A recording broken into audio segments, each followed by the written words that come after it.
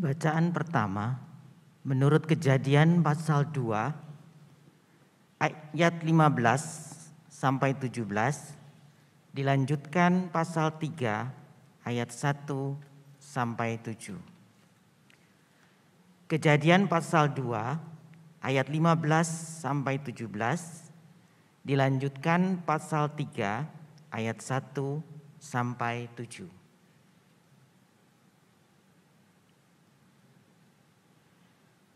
Tuhan Allah mengambil manusia itu dan menempatkannya dalam Taman Eden untuk mengusahakan dan memelihara taman itu. Lalu Tuhan Allah memberi perintah ini kepada manusia. Semua pohon dalam taman ini boleh kau makan buahnya dengan bebas. Tetapi pohon pengetahuan tentang yang baik dan yang jahat itu, janganlah kau makan buahnya, sebab pada hari engkau memakannya, pastilah engkau mati. Dilanjutkan pasal 3 ayat 1 sampai 7. Adapun ular ialah yang paling cerdik dari segala binatang di darat yang dijadikan oleh Tuhan Allah. Ular itu berkata kepada perempuan itu, tentulah Allah berfirman, semua pohon dalam taman ini jangan kamu makan buahnya, bukan? Lalu sahut perempuan itu kepada ular itu, buah pohon-pohonan dalam taman ini boleh kami makan.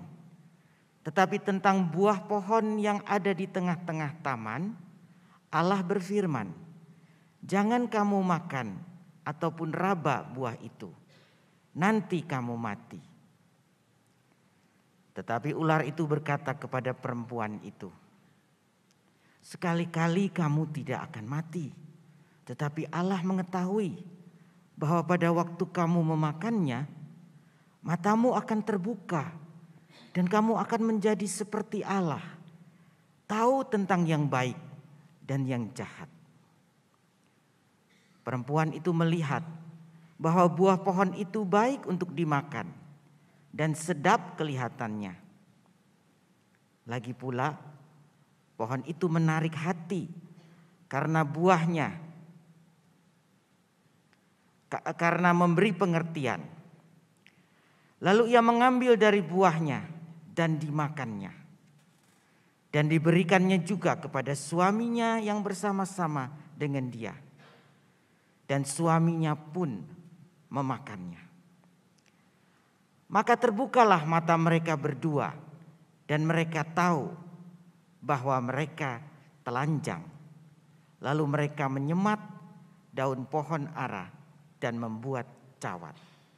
Demikianlah sabda Tuhan. Syukur pada Allah.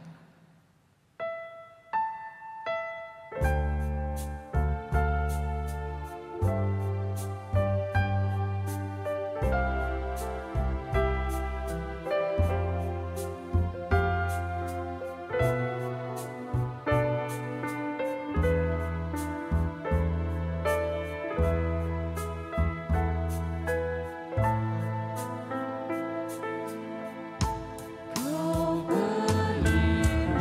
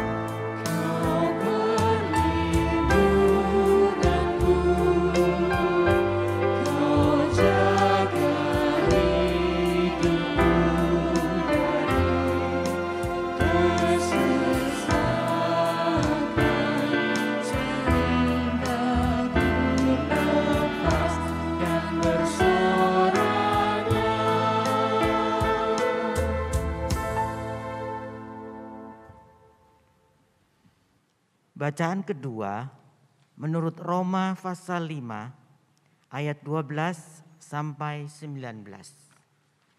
Roma pasal 5 ayat 12 sampai 19.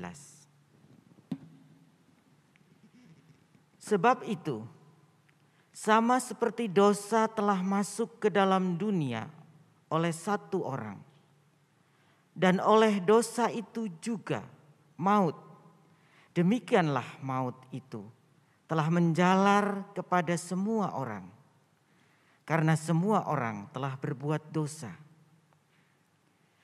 Sebab sebelum hukum Taurat ada, telah ada dosa di dunia. Tetapi dosa itu tidak diperhitungkan kalau tidak ada hukum Taurat. Sungguh pun demikian, maut telah berkuasa dari zaman Adam sampai kepada zaman Musa, juga atas mereka yang tidak berbuat dosa dengan cara yang sama seperti yang telah dibuat oleh Adam, yang adalah gambaran Dia yang akan datang. Tetapi karunia Allah tidaklah sama dengan pelanggaran Adam. Sebab jika karena pelanggaran satu orang semua orang telah jatuh di dalam kuasa maut, jauh lebih besar lagi kasih karunia Allah dan karunia-Nya yang dilimpahkannya atas semua orang karena satu orang, yaitu Yesus Kristus.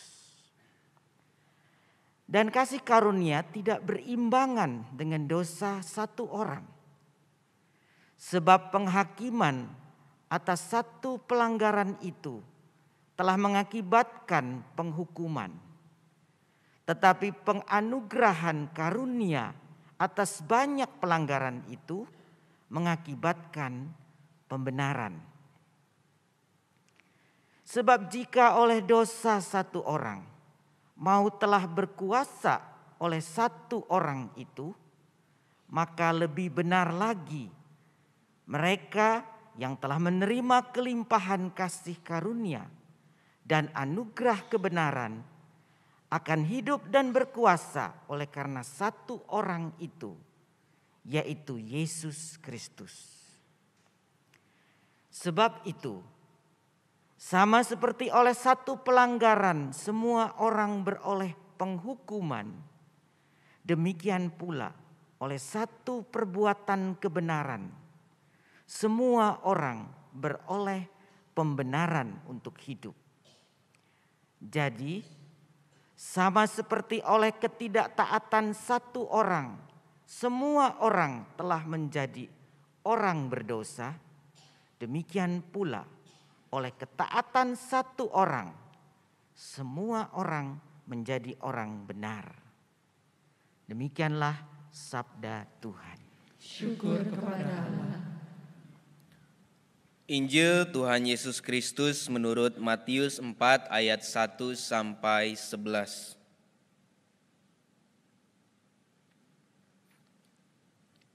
Matius 4 ayat 1 sampai 11.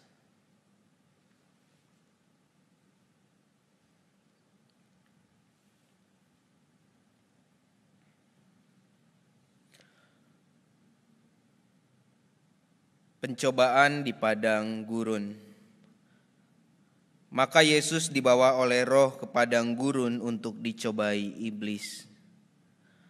Dan setelah berpuasa 40 hari dan 40 malam, akhirnya laparlah Yesus. Lalu datanglah si pencoba itu dan berkata kepadanya, "Jika engkau anak Allah, perintahkanlah supaya batu-batu ini menjadi roti." Tetapi Yesus menjawab, "Ada tertulis, manusia hidup bukan dari roti saja, tetapi dari setiap firman yang keluar dari mulut Allah." Kemudian iblis membawanya ke kota suci dan menempatkan dia di bubungan bait Allah. Lalu berkata kepadanya, "Jika engkau anak Allah, jatuhkanlah dirimu ke bawah, Sebab ada tertulis mengenai engkau, ia akan memerintahkan malaikat-malaikatnya dan mereka akan menatang engkau di atas tangannya supaya kakimu jangan terantuk kepada batu. Yesus berkata kepadanya, ada pula tertulis, janganlah engkau mencobai Tuhan Allahmu. Dan iblis membawanya pula ke atas gunung yang sangat tinggi dan memperlihatkan kepadanya semua kerajaan dunia dengan kemegahannya. Dan berkata kepadanya, semua itu akan kuberikan kepadamu jika engkau sujud menyembah aku. Maka berkatalah Yesus kepadanya, enyahlah iblis, sebab ada tertulis, engkau harus menyembah Tuhan Allahmu dan hanya kepada Dia sajalah engkau berbakti. Lalu iblis meninggalkan dia, dan lihatlah malaikat-malaikat datang melayani Yesus.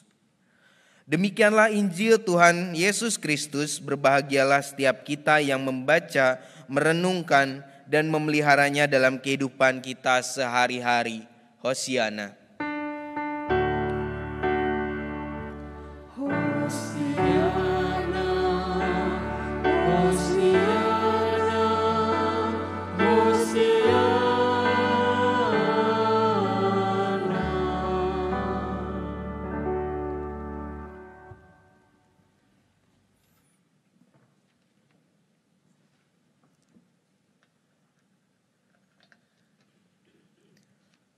Selamat pagi, Shalom. Ada pepatah mengatakan, tak kenal maka tak sayang, makin kenal makin sayang, setengah kenal. Banyak orang mungkin menjawab setengah sayang, tetapi setengah kenal biasanya terbayang-bayang. Nah, ini supaya Bapak Ibu dan saudara-saudari di sini nggak terbayang-bayang siapa sih yang tampil di depan layar, siapa yang tampil juga di depan mimbar dengan wajah tampan. Makanya saya perkenalkan, saya Satriawan Susanto dari GKI Tulung Agung. Saya berangkat bersama istri saya yang juga duduk di tengah-tengah Bapak Ibu. Nah, kalau misalnya ada pertanyaan lain yang lebih detail, silahkan nanti Bapak Ibu tanya langsung juga kepada saya. Saya juga asalnya dari Jawa Barat, saya daerah Banjar, istri saya Tasikmalaya. Umat yang terkasih dalam Tuhan, tentu setiap kita pasti mengenal yang namanya godaan. Biasanya godaan itu enak. Benar begitu Bapak Ibu? Ragu ya menjawabnya karena saya yakin kalau di sini Bapak Ibu tahan dari godaan dan merasa godaan itu enggak enak. Tapi kalau menurut saya sendiri biasanya, dan saya juga memang mencobai beberapa orang di GKI Tulung Agung terutama anak-anak. Saya hadir dan mencobai mereka, tapi saya di sini bukan iblis. Saya datang mencobai mereka karena saya mau ngetes nih, apakah benar yang namanya godaan itu enak? Apakah benar yang namanya godaan itu nikmat? Akhirnya saya minta salah seorang anak dari GKI Tulung Agung untuk maju ke depan. Terus saya tanya, saya bilang gini sama anak-anak itu, nak, ini berapa? Ini 50.000. Oke, sekarang kamu melihat ini 50.000, tapi saya mengatakannya kepada kamu ini 5.000. Kalau kamu bilang ini 5.000, maka uang ini akan menjadi milikmu. Nah, lalu seorang anak itu saya tanya, ini berapa? 50.000. Yakin ini berapa? 50.000, masih dengan teguh dan kuatnya. Akhirnya saya coba tawaran yang lain. Oke, sekarang kalau kamu bilang ini adalah uang 5.000, saya akan kasih kamu 100.000.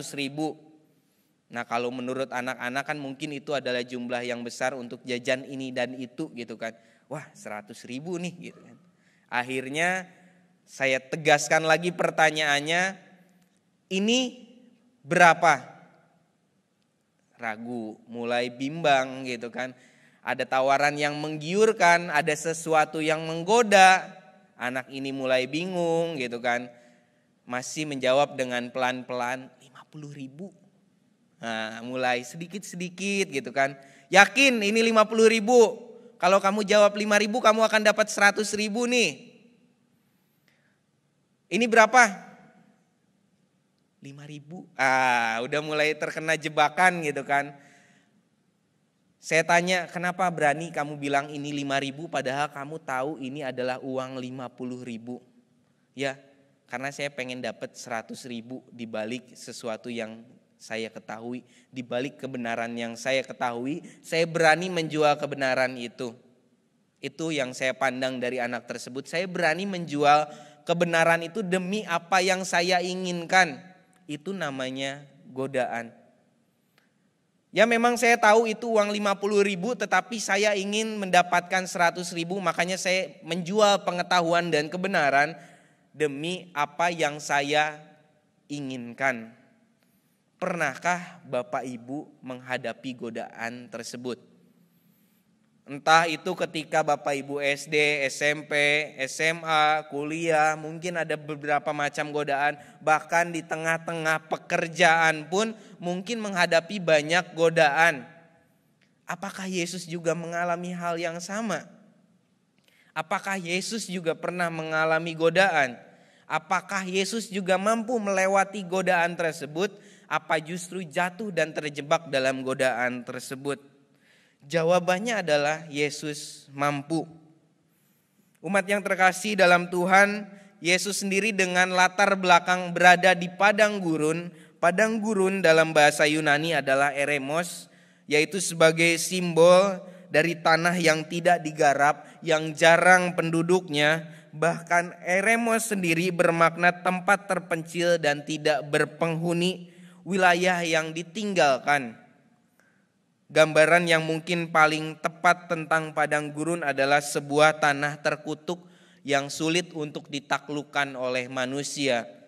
Bangsa Israel sendiri tidak cukup tahan, bahkan sebagian orang meninggalkan perjalanannya, sebagian orang mengeluh kepada Musa, sebagian orang marah terhadap Tuhan. Kenapa? Karena perjalanan 40 tahun di padang gurun bukanlah sesuatu yang mudah. Padang gurun adalah sesuatu yang sulit ditaklukkan, dan padang gurun menjadi simbol ketiadaan kehidupan. Di tengah padang gurun itu Yesus dicobai oleh iblis. Dan pada saat itu juga Yesus sedang berpuasa 40 hari, 40 malam, tidak makan dan tidak minum sama sekali. Ketika itu hadirlah iblis. 3 godaan. Yang pertama, godaan untuk kebutuhan yang biologis. Sang iblis menawarkan,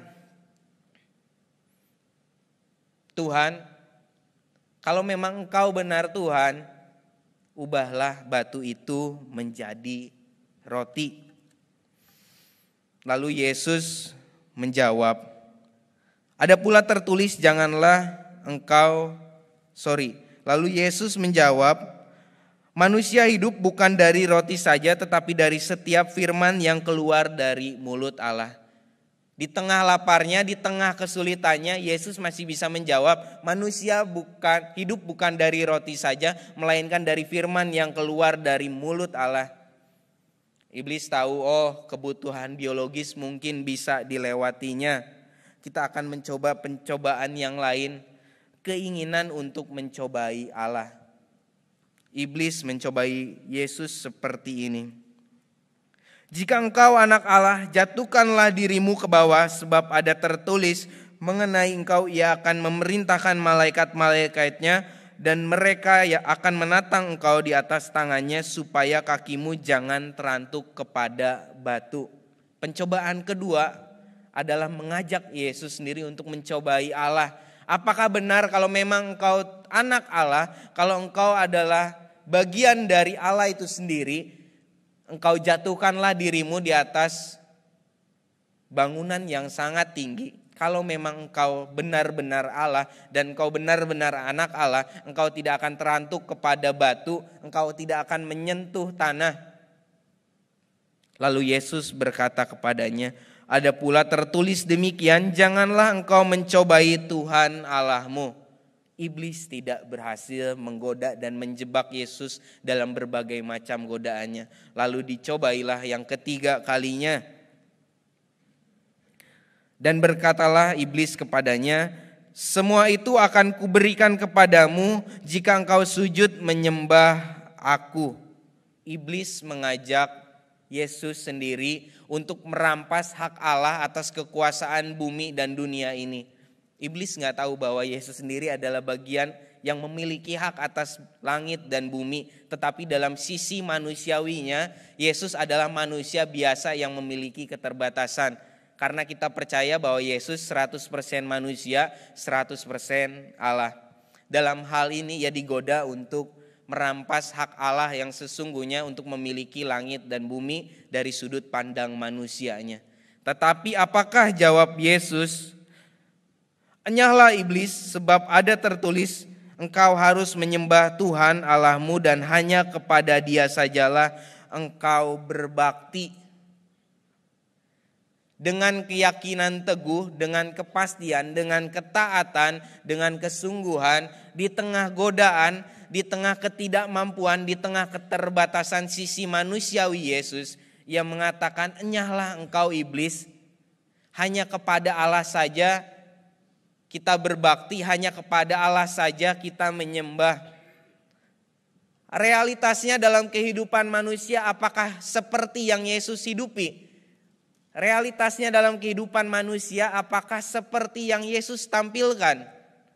Terkadang manusia sekalipun ia belajar dan mengenal Tuhan Yesus, ketika berhadapan dengan cobaan, jangan-jangan, nah ini biasanya, jangan-jangan ya udahlah, jangan-jangan lebih baik kita mundur, lebih baik kita menyerah, padahal kita tahu kebenarannya, lebih baik kita jual kebenaran yang kita ketahui demi sesuatu yang lebih nyaman. Godaan adalah sesuatu yang enak, tetapi Yesus sendiri di tengah padang gurunnya, ia dicobai oleh iblis dengan sesuatu yang enak menurut pandangan kita. Apakah pencobaan hanya hadir di tempat yang berat? Apakah pencobaan hanya akan hadir di tengah-tengah sesuatu dalam kondisi yang berat dengan tempat yang sulit seperti di padang gurun? Apakah di situ pencobaan terjadi? Apakah hanya di tempat-tempat sulit? Jangan kira di tempat-tempat yang enak pun banyak cobaan. Abraham Lincoln mengatakan, jika kamu ingin tahu karakter seseorang, maka berilah dia kekuasaan. Sedangkan kalimat yang biasanya sering muncul dari para pendaki gunung adalah, jika kamu ingin tahu karakter seseorang, maka ajaklah dia mendaki gunung. Dua kalimat dengan tujuan yang sama untuk mengenali seseorang, tetapi dengan dua kondisi yang berbeda. Naik ke gunung adalah kondisi manusia mencapai batasnya, gimana manusia itu menghadapi kesulitan untuk naik dan mendaki. Tetapi Abraham Lincoln mengatakan, berilah dia kekuasaan maka kita akan tahu karakternya. Berarti diberikan sesuatu yang nyaman, diberikan sesuatu yang enak, diberikan sesuatu yang tanpa keterbatasan supaya kita bisa mengenal seseorang. Dua kondisi yang enak, tetapi dua-duanya selalu memiliki godaan. Mereka yang memiliki segala sesuatunya juga memiliki godaan. Mereka yang tidak memiliki segala sesuatu juga memiliki godaan. Namun demikian, premis yang diambil bukan berarti ya udah kita hidup biasa-biasa saja, tidak perlu terlalu kaya, tidak perlu terlalu miskin, yang penting biasa-biasa, tidak perlu memiliki segala sesuatunya, tidak perlu juga tidak punya apa-apa, yang penting ada dan hidup biasa-biasa saja, tidak perlu terlalu nyaman, tidak perlu terlalu susah. Bukan itu premisnya. Tetapi premis yang diambil adalah bagaimana kita belajar untuk membatasi, mengendalikan diri agar kita tidak terjebak pada orientasi pemenuhan diri. Jadi bukan berarti kita jangan menjadi kaya, tidak berarti juga jangan menjadi kaya akhirnya jangan juga menjadi miskin, akhirnya hidup biasa-biasa saja. Bukan, yang salah adalah bukan kondisinya, yang salah adalah bukan situasinya, tetapi yang salah adalah mindset kita. Apakah mindset kita hanya berorientasi untuk pemenuhan diri kita sendiri, atau justru orientasi kehidupan kita mengarah dan menuju hanya kepada Allah saja. Loh, tapi kan kehidupan sekarang membutuhkan uang, kehidupan sekarang membutuhkan materi, kehidupan sekarang membutuhkan segala sesuatunya pasti butuh uang. Iya, bukan berarti uang tidak penting, tetapi yang menjadi salah adalah orientasi kita dengan pemenuhan diri kita sendiri. Makanya kita tidak peduli terhadap orang-orang di sekitar kita, bahkan kebenaran pun kita lewati, bahkan sesuatu yang kita tahu itu benar pun kita jadikan salah. Kenapa? Karena yang penting pemenuhan diri kita sendiri, entah itu melalui cara kita mengumpulkan uang, entah bagaimanapun supaya cara kita mendapatkan kekuasaan, entah jabatan yang tinggi. Yang penting kita mendapatkan itu semua hanya karena orientasi supaya diri kita terpenuhi, supaya kita mendapatkan kepuasan, supaya kita mendapatkan segala sesuatu yang kita inginkan. Itu yang menjadi salah adalah ketika kita menaruh orientasi kita hanya untuk pemenuhan diri kita sendiri. Dan ini yang menjadi masalah ketika manusia jatuh ke dalam dosa. Adam sebagai manusia pertama, karena ingin memenuhi pemenuhan dirinya, akhirnya ia mengorupsi hak Allah atas buah pengetahuan yang baik dan yang jahat. Semua pohon di sini boleh engkau makan, tetapi jangan engkau sentuh buahnya, pohon yang berada di tengah-tengah taman ini. Segala sesuatunya boleh engkau makan, segala tanaman boleh engkau makan, tetapi yang berada di tengah-tengah jangan engkau sentuh buahnya. Dalam kalimat ini berarti apakah manusia memiliki keterbatasan? Ya, tetapi terbatasnya manusia sangat luas. Terbatasnya Adam sangat luas. Hanya satu saja yang gak boleh dimakan, tetapi yang gak boleh dimakan itu yang paling menggiurkan. Ya, itu biasanya yang menjadi godaan. Apa yang menjadi larangan dan apa yang menjadi dosa selalu dianggap dalam pikiran manusia adalah sesuatu challenge atau tantangan yang memicu adrenalin dan membuat kita merasa nikmat dan membuat kita tuh merasa kayaknya nyaman dengan sesuatu yang menurut kita salah tapi kita nyaman. Menurut kita dosa tapi kita menikmati. Dari situlah manusia pertama jatuh ke dalam dosa. Sementara Tuhan Yesus bukan membatasi kondisi yang ada di sekitarnya, enggak. Bukan membatasi sesuatu yang enak, enggak.